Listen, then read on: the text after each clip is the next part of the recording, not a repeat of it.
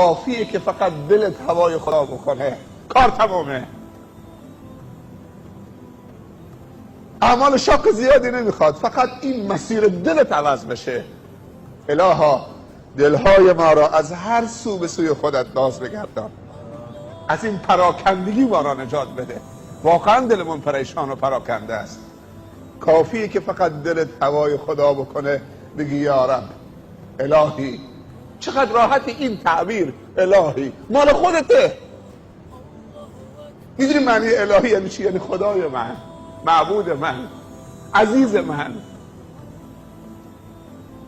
از این دیگه راحت تر تو میتونی باشید الهی.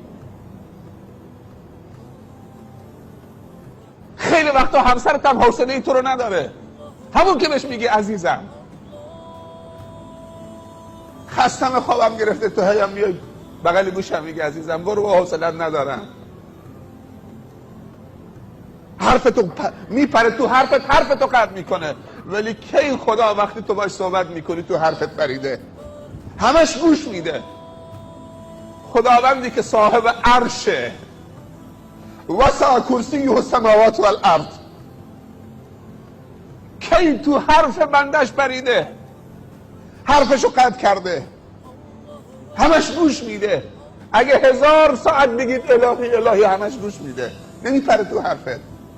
سرم درد میکنه، خوابم گرفته، لا تأخذه سنة ولا نوم.